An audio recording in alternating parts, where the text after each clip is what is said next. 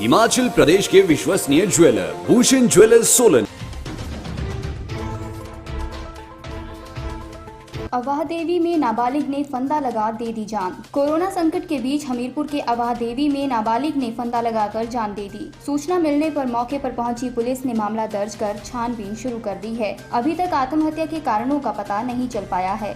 नाबालिग के पिता सरकारी सेवा में हैं। बगवाड़ा पंचायत के प्रधान संजीव कुमार ने बताया कि निकटवर्ती गाँव में एक नाबालिग ने दोपहर बाद पशुशाला में काम किया तथा बाद में अचानक दुपट्टे का फंदा लगाकर आत्महत्या कर ली। नाबालिग की मां का भी 9 वर्ष पहले देहांत हो चुका है और उसकी 2 बहनें और एक भाई भी है। संजीव कुमार ने बताया, जब परिजनों ने उसे देखा तो उपचार के लिए भुरंज अस्पताल लाया गया, लेकिन तब तक उसने दम तोड़ दिया था। पुलिस ने बच्ची के शव को पोस्टमार्टम के लिए हमीरपुर मेडिकल कॉलेज भेज दिया है। वहीं एसपी हमीरपुर अरिजीत सेन ने मामले की पुष्टि करते हुए बताया कि अभी तक मौत के कारणों का पता नहीं चल पाया है। पुलिस मामले की छानबीन कर रही है। हमको यानी थाना भुरंज में अवाह देवी में रहने वाली एक बच्ची के बारे में हॉस्पिटल से इंफॉर्मेशन मिली थी।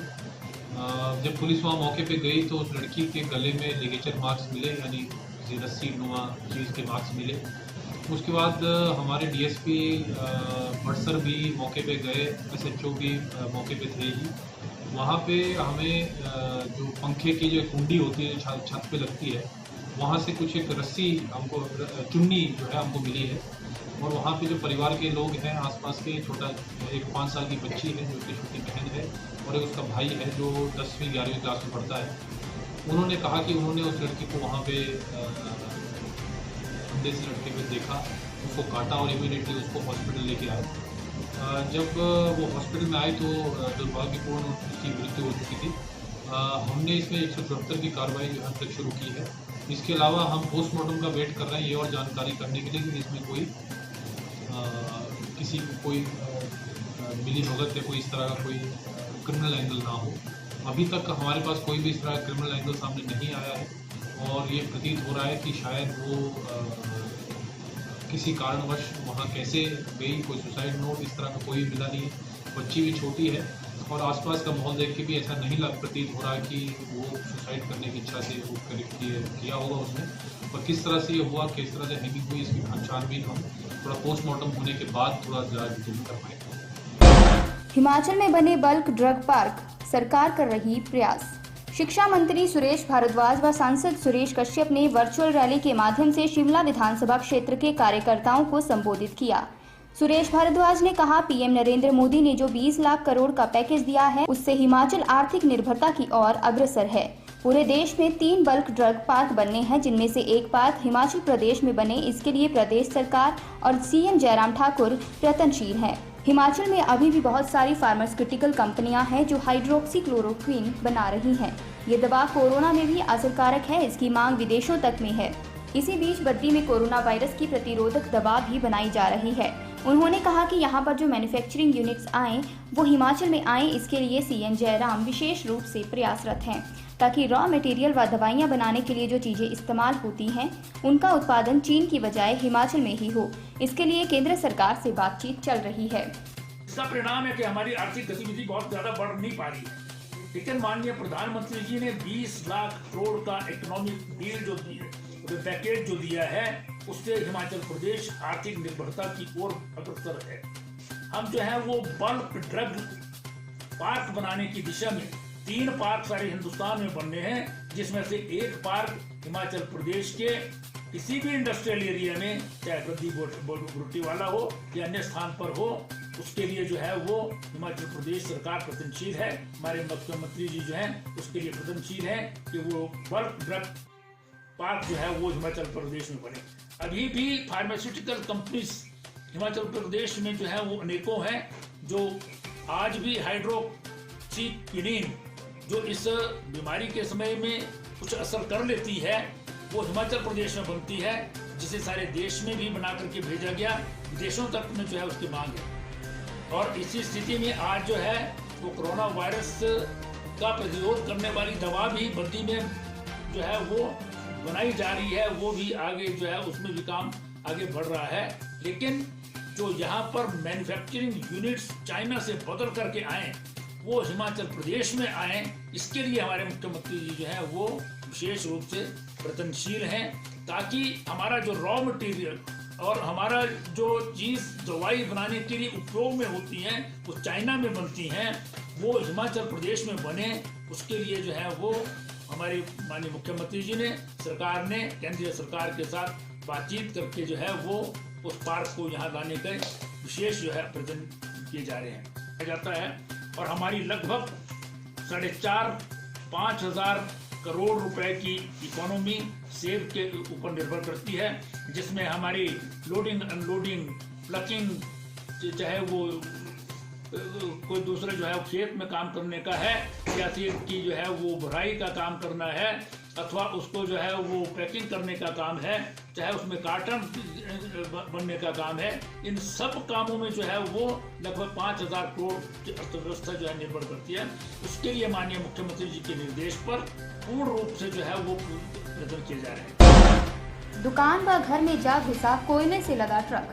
ऊना जिला के गगरेट कस्बा स्थित बाजार में बुधवार सुबह एक बेकाबू ट्रक सड़क किनारे एक दुकान और घर में जा घुसा। गनीमत ये रही कि जब हादसा हुआ उस दौरान गगरेट बाजार बंद था, जिससे कोई बड़ा नुकसान होने से बच गया। हादसे में दुकान व घर के साथ ट्रक बुरी तरह क्षतिग्रस्त हो गया।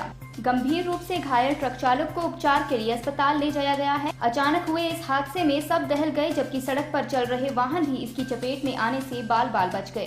वहीं पुलिस ने घटनास्थल पर पहुंचकर केस दर्ज करते हुए मामले की जांच शुरू कर दी है। यह ट्रक पंजाब के बठिंडा से गगरेट के एक उद्योग के लिए कोयला लेकर आया था। हादसे में ट्रक चालक बुरी तरह से घायल हो गया, जिसे स्थानीय लोगों की मदद से कड़ी मशक्कत के बाद ट्रक से बाहर निकाला गया।